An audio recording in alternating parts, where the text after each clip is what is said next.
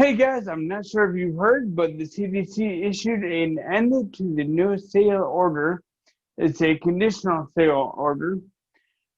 Actually, I know a lot of people have told you that they did that, but they haven't given you the details. So what I'm going to do is I'm going to tell you about the 40-page order and how it will affect you.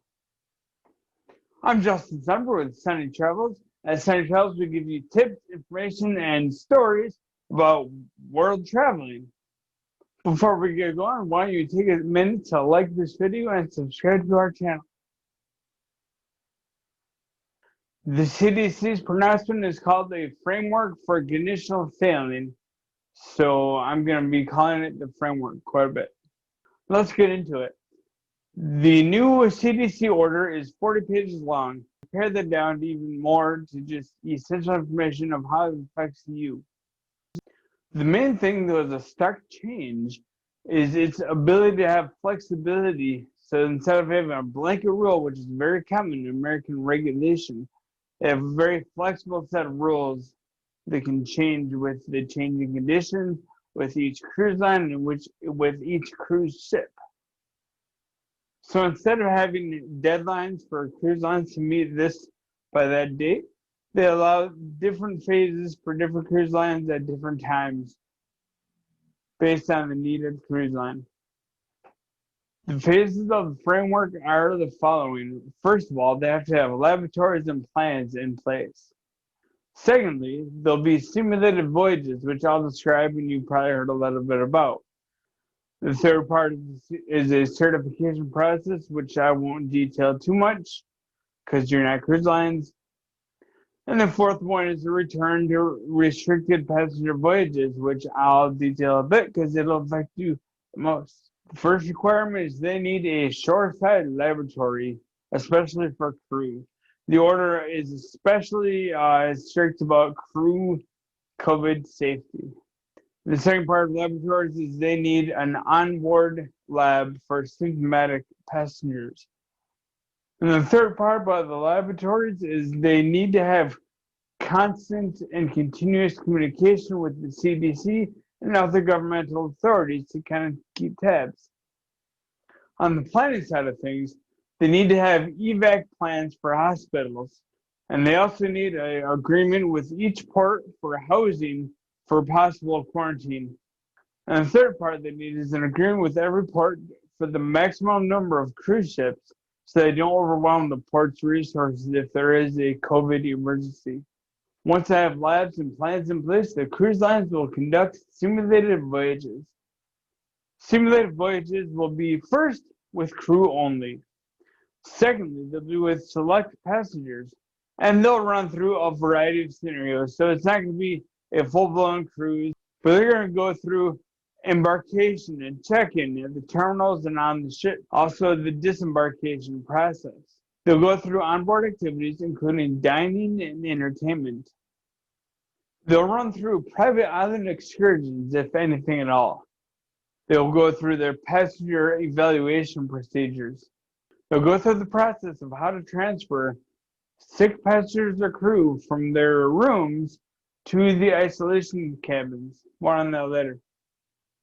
In the event of an emergency, they'll also go through the steps on how to quarantine passengers and crew to the rooms.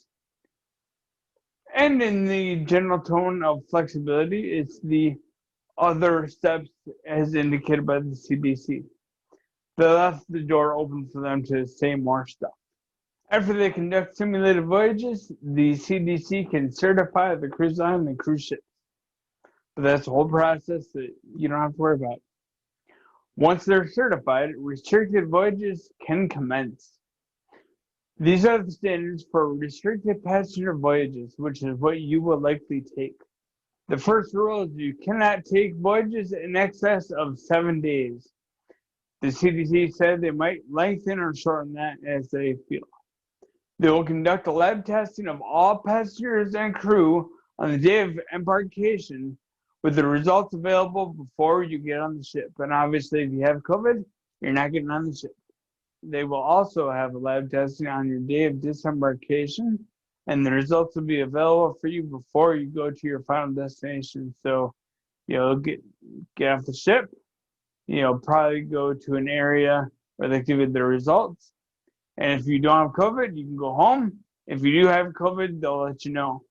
They also require rapid tests to be given to all suspected cases of COVID and all of their close contacts. And obviously, everything needs to be reported to the CDC.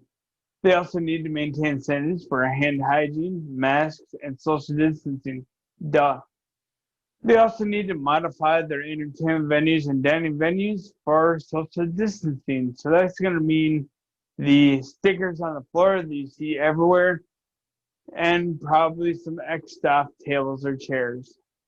The last thing that's going to impact you in the restricted voyages is kind of an emergency plan in case there is a big COVID outbreak.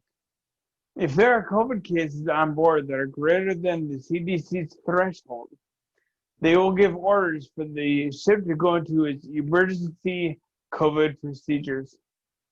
Those are that the ship has to notify the crew, the passengers, and the CDC or other government authorities that things are going haywire. Then they have to immediately end the cruise and return to their home port. That'd be the port of embarkation. So you're not going to be kicked off on a strange land.